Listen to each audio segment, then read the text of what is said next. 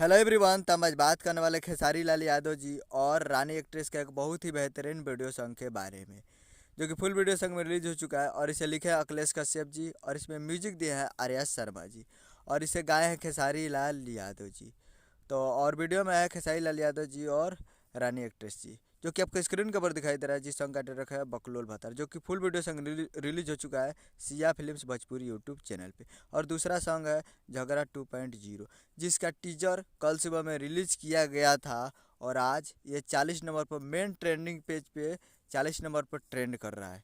तो आप लोग अभी तक इसका टीजर नहीं देखें झगड़ा 2.0 तो जाइए और जाकर मेन सेक्शन में 40 नंबर पर ट्रेंड कर रहा है, तो जाइए और देखिए। जब तक आप ये वीडियो देखेंगे तब तक और ऊपर आ गया होगा, या 30 तक आ गया होगा या 35 तक ये ट्रेंड करता होगा।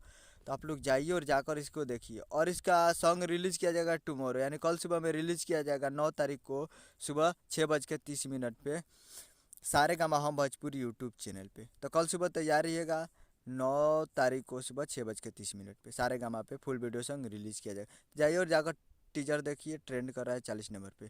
तो जाइए और देखिए और प्यार दीजिए, काफ़ी बेहतरीन। और वीडियो में है क्वीन शालिनी जी। मेरे वीडियो अच्छा लगा चैनल को सब्सक्राइब करें, बेल आइकन प्रेस। मिलता है अगले वीडियो। जय हिंद, जय भोजपुरी।